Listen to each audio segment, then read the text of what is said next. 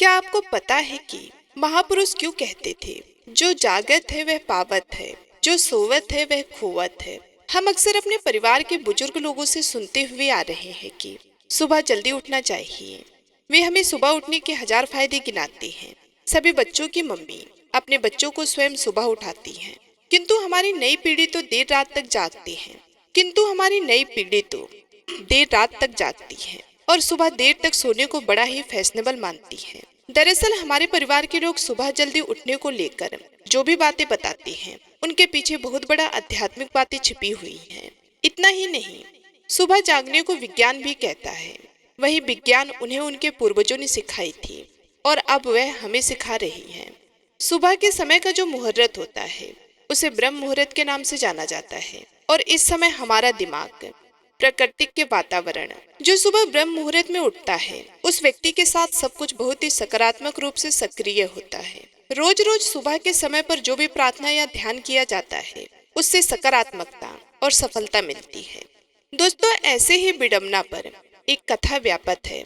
इस कथा में सिर्फ ब्रह्म मुहूर्त के रहस्य के साथ एक ऐसी ध्यान की विधि बताएंगे, जिससे अगर कोई 21 दिन तक अपनाता है तो वह अपने सपनों को साकार कर सकती है।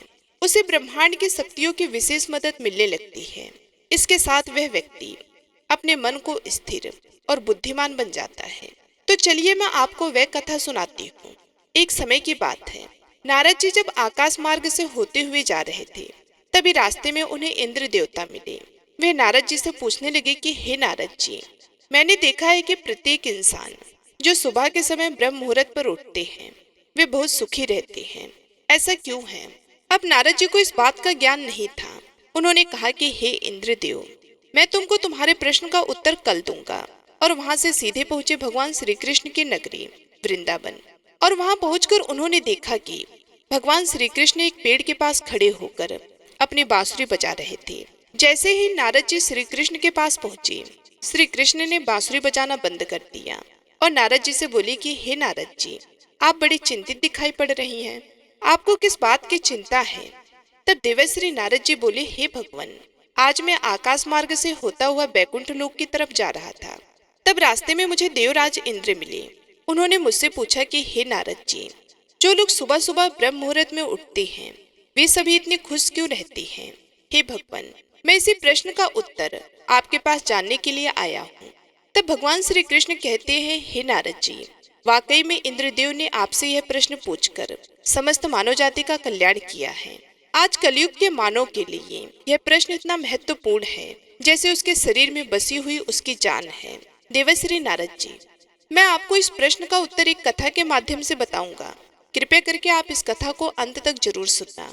और जो भी मनुष्य इस कथा को पूरा सुन लेगा, वे कभी भी इस अवसर को अपने हाथ से जाने नहीं देगा। ब्रह्म मुहूर्त का रहस्य जानकर पूर्ण जीवन बदल जाएगा। दोस्तों, तब देवर्षि नारद जी बोले, हे भगवान, आप कहिए तो सही, मैं इस कथा को पूरा सुनूंगा और समस्त लोक जगत में भी इसका विख्यात करूंगा।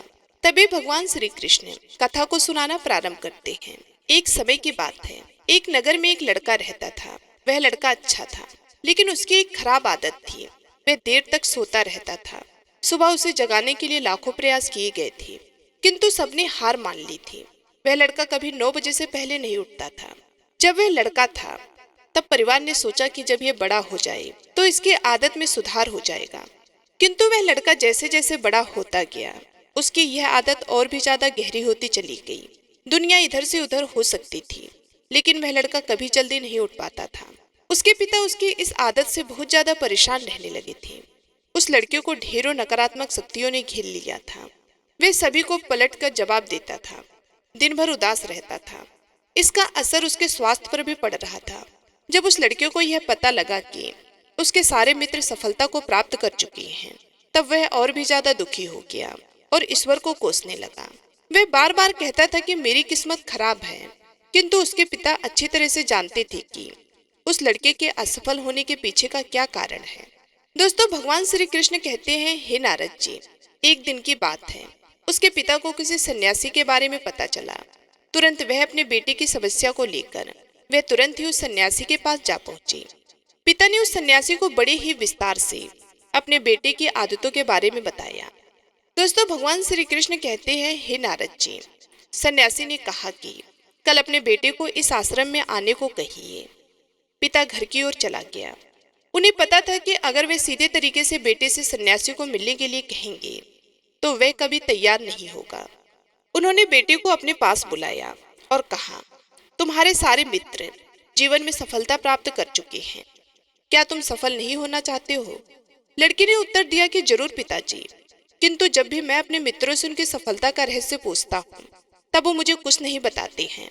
दोस्तों, भगवान श्री कृष्ण कहते हैं, हे नारद जी, पिता ने कहा कि मुझे यह रहस्य पता चल गया है कि वे सभी क्यों सफल होते जा रहे हैं। लड़के ने बड़ी उत्सुकता से पूछा, क्या पता चला है पिताजी? कृपया करके आप मुझे बताइए।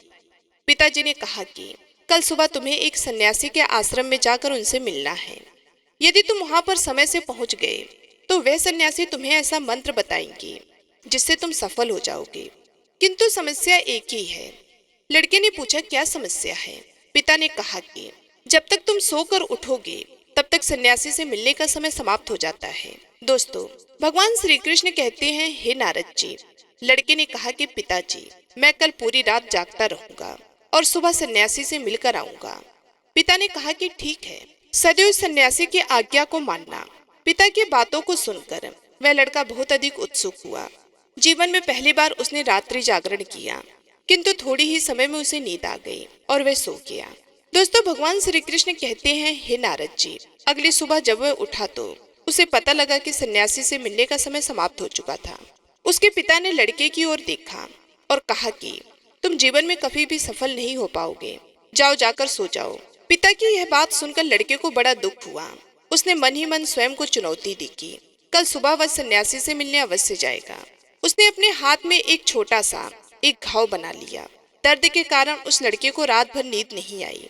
दोस्तों, भगवान श्री कृष्ण कहते हैं, हे नारद जी, यह ऐसा पहला अवसर था जब उसने अपने जीवन में पहली बार सूर्योदय देखा था। वे तुरंत ही तैयार होकर सन्यासी से मिलने के लिए चला गया। आज उसका अनुभव कुछ अलग था। वे बेहद शांत महसूस कर रहा था। चलते चलते वह लड़का जैसे ही सन्यासी के आश्रम में पहुंचा, वहां पर उसने देखा कि सन्यासी और उनके पिता सभी शिष्य ध्यान लगाकर बैठे हुए हैं। दोस्तों, भगवान श्री कृष्ण कहते हैं, हे नारद जी, ध्यान का समय समाप्त हुआ। तब लड़का उस सन्यासी के पास पहुंचा और उन्हें प्रणाम करते हुए बोला कि आपके पास कोई ऐसा मंत्र है जिससे मैं सफल हो सकता हूँ? कृपया करके मुझे वह मंत्र बताइए। मैं भी अपने मित्रों के समान सफल होना चाहता हूँ और अच्छा जीवन जीना चाहता हूँ। दोस्तों, भगवान श्री कृष्ण कहते हैं, हे नारद जी, सन्यासी मुस्कुराए और बोले, अच्छा तो तुम वही बालक हो। तुम्हारे पिता मुझसे मिलने आए थे और उन्होंने तुम्हारे विषय में मुझे सब कुछ बताया। मैं तुम्हें वह मंत्र अवश्य बता देता। किंतु अब लड़के ने जैसे ही किंतु शब्द सुना, लड़का घबरा गया। उसने पूछा, किंतु क्यों गुरुदेव? किंतु क्या गुरुदेव? भगवान श्री कृष्ण कहते हैं, नारद जी, तब सन्यासी बोला, मैं तुम्हें वह मंत्र बताऊंगा, किंतु अगले 21 दिनों तक तुम्हें मेरी आज्ञा माननी होगी। मैं तुम्हें वह मंत्र 21 दिनों के बाद बताऊंगा। तब तक मैं तुमसे जो भी कार्य कहूंगा तुम्हें वह करना होगा। यदि तुम असफल हुए या कार्य के बीच में तुम्हारा संकल्प टूट गया, तब उस मंत्र का असर नहीं होगा। अब दृढ़ निश्चय के साथ उस लड़के ने कहा कि मुझे आपकी सारी आज्ञा स्वीकार है। मैं अगले 21 दिनों के लिए आपका दास हूँ। आप जो भी कहेंगे मैं वही करूँगा। मुझे केवल और केवल उस मंत्र के बारे में जानना है। दोस्तों, भगवान श्री कृष्ण कहते हैं, हे नारद जी, सन्यासी ने कहा, ठीक है, कल से तुम्हारा कार्य शुरू होगा। तुम इसी आश्रम में निवास करोगे। वह लड़का आश्रम में निवास करने के लिए तैयार हो गया। बौद्ध सन्यासी ने कहा कि यहाँ रहते हुए तुम्हें ब्रह्म मुहूर्त में उठना होगा और दूसरे शिष्यों की तरह ध्यान और तप करना होगा। साथ ही आश्रम के कार्यों में भी सहायता करनी होगी। ध्यान रहे, यह संकल्प टूटना नहीं चाहिए। दोस्तों, भगवान श्री कृष्ण कहते हैं, हे नारद जी, अब लड़का सन्यासी की बातों से सहमत हो गया। अगले दिन से उसके कार्य के दिन की शुरुआत थी। इस बार लड़का इतना दृढ़ निश्चय था, किंतु 1 सप्ताह बीतने के पश्चात ही उसका संकल्प टूट गया और वे 8वें दिन देर तक सोता रहा। जब वह जागा तो उसने कहा कि मुझसे कितनी बड़ी भूल हो गई है। वह रोते हुए सन्यासी के पास पहुंचा और कहा कि हे गुरुदेव, मेरा संकल्प टूट गया है। अब मैं जीवन में कभी भी सफल नहीं हो पाऊंगा। सन्यासी ने उसे समझाते हुए कहा, एक बार फिर से शुरुआत करो, फिर से संकल्प करो। लड़के ने सन्यासी से प्रश्न किया, सुबह उठना इतना आवश्यक क्यों होता है और यहाँ पर सभी लोग इतनी जल्दी क्यों उठ जाते हैं। दोस्तों, भगवान श्री कृष्ण कहते हैं, हे नारद जी। तब सन्यासी ने लड़के को समझाते हुए कहा कि सुबह यानी ब्रह्म मुहूर्त में उठने के पीछे बहुत बड़ा विज्ञान छिपा हुआ है। लड़के ने कहा, कृपया करके मुझे वे विज्ञान बताने की कृपया करें। सन्यासी ने कहा कि रात्रि को 4 पहर में बांटा गया है। पहला रुद्रकाल, जिसका समय शाम 6 बजे से लेकर 9 बजे तक होता है। दूसरा राक्षस काल, जिसका समय 9 बजे से 12 बजे तक होता है। तीसरा गंधर्व काल, जिसका समय रात्रि 12 बजे से 3 बजे तक का होता है। और सबसे अंत में जो पहर आता है उसे मनोहर काल कहते हैं। इस समय को ब्रह्म मुहूर्त या अमृत बेला के नाम से भी जाना जाता है। इसका समय 3 बजे से सुबह 6 बजे तक होता है। यह वह समय होता है जब पूरे संसार की नकारात्मक शक्तियाँ निष्क्रिय अवस्था में होती हैं और सकारात्मक शक्तियाँ अपने संयम पर होती हैं। ब्रह्म अर्थात देव मुहूर्त, अर्थात उस समय ब्रह्म मुहूर्त का समय देवों का समय होता है। दोस्तों, भगवान श्री कृष्ण कहते हैं, हे नारद जी। वे सन्यासी आगे कहते हैं, इस समय देव धरती पर विचरण कर रहे होते हैं और जागृत मनुष्य पर उनका बड़ा ही सकारात्मक प्रभाव पड़ता है। ब्रह्म मुहूर्त ऐसा समय होता है जिसमें मनुष्य का मस्तिष्क बिल्कुल खाली होता है। इसमें किसी प्रकार के कोई विचार नहीं होते और जब इस समय व्यक्ति अपनी पुस्तक खोलकर पाठ का अध्ययन करते हैं तो उन्हें सब कुछ जल्दी जल्दी याद भी होता है और यह लंबे समय तक याद रहता है। यह ऐसा समय है जिसमें हम ज्ञान को समझने का प्रयास करते हैं। इस कारण और आश्रम के सभी शिष्य और संसार में बहुत से ज्ञानी लोग ब्रह्म मुहूर्त में ही उठ जाते हैं। प्राचीन काल में रोशनी का कोई स्रोत न होने के कारण लोग अपने दिन का समापन सूर्यास्त के साथ और आरंभ सूर्योदय के साथ करते थे। यह एक तरीका है जिससे मानव जीवन प्रकृति के साथ तालमेल बनाकर चलता है। दोस्तों, भगवान श्री कृष्ण कहते हैं, हे नारद जी। उस लड़के ने कहा, ठीक है, मैं कल से अपना संकल्प फिर से शुरू करता हूँ, किंतु ब्रह्म मुहूर्त में उठकर मुझे क्या क्या करना चाहिए। तब उस सन्यासी ने कहा कि ठीक है, मैं तुम्हें बताता हूँ कि ब्रह्म मुहूर्त में क्या और कैसे करना चाहिए। सबसे पहले उठकर धरती पर पांव रखने से पहले धरती माता को प्रणाम करना चाहिए। दोस्तों, भगवान श्री कृष्ण कहते हैं, हे नारद जी। वे सन्यासी आगे कहता है, अपनी हथेलियों की ओर देखो और ईश्वर को धन्यवाद दो कि उन्होंने तुम्हें आज का सूर्योदय देखने का अवसर दिया है। इसके बाद नित्य कर्म और स्नान करने से शरीर ही नहीं बल्कि मन की शुद्धता भी बढ़ती है। स्नान करने के पश्चात ध्यान की प्रक्रिया होती है। ब्रह्म मुहूर्त की ध्यान प्रक्रिया की अवधि 21 दिन तक होती है। इस विधि का उपयोग तब किया जाता है जब आप अपनी कोई मनोकामना की पूर्ति चाहते हैं। यह ऐसा समय होता है जब व्यक्ति अपने आज्ञा चक्र को सक्रिय करने पर काम करते हैं। दोस्तों, भगवान श्री कृष्ण कहते हैं, हे नारद जी। वे सन्यासी आगे कहता है, आज्ञा चक्र दोनों भाव के बीच होता है। यह संकल्प का स्थान भी कहा जाता है। अगर इस चक्र पर केंद्रित किया जाए और अपनी मनोकामना को बार बार दोहराया जाए तो मात्र 21 दिनों के भीतर वह पूर्ण हो जाती है। अगर आपके मन में कोई अधूरी मनोकामना है और आप उसे पूरी करना चाहते हैं, तब सबसे पहले उस मनोकामना का स्पष्टीकरण कर दें। आपको क्या चाहिए यह निर्णय अवश्य कर लें। इसके बाद ध्यान की विधि को शुरू करें। ब्रह्म मुहूर्त में स्नान के बाद एक ऐसा स्थान चुनें जहाँ पर वायु का प्रवेश हो। ध्यान में शुद्ध प्राण वायु का होना आवश्यक होता है। ध्यान की अवस्था में रीढ़ की हड्डी सीधी होनी चाहिए, साथ ही गर्दन भी सीधी होनी चाहिए। सुखासन की अवस्था में दोनों हाथों को घुटनों पर रखकर आंखें बंद करके बैठ जाएं। हाथ की मुट्ठी को बंद कर लें और 2-3 मिनट तक बिल्कुल शांत हो जाएं। जब आपका शरीर स्थिर हो जाए और श्वास भी शांत हो जाए, तब उसके बाद अपना सारा ध्यान आज्ञा चक्र पर लगाएं। इस दौरान लंबी गहरी सांस लें और सांस को रोक कर रखें। इस समय आप अपने इच्छा को मन ही मन दोहराएं। अपने मन की आंखों से इष्ट देव और देवी देवताओं गुरुओं का चिंतन करें। दोस्तों, भगवान श्री कृष्ण कहते हैं, हे नारद जी। उस सन्यासी ने कहा, जब सांस को रोकना कठिन हो जाए तब धीरे धीरे सांस को बाहर की ओर छोड़ें। सांस को नाक से भरें और मुख से छोड़ें। इस प्रक्रिया को 3 से 4 बार प्रतिदिन दोहराना है। ऐसा प्रतिदिन करने से आपकी जो मनोकामना है वह अवचेतन मन तक अवश्य पहुंच जाएगी और इच्छा पूर्ति जल्दी होगी। आज्ञा चक्र सक्रिय होता है और हमारी आज्ञा को पूरा करता है। सांस को रोक कर रखने के दौरान शरीर में आपातकाल स्थिति हो जाती है, जिससे कि आप बेकार की बातें सोचने और विचार करने से बचते हैं। इससे मन की एकाग्रता बढ़ती है। तब इच्छाएं अवचेतन मन तक पहुंचती है।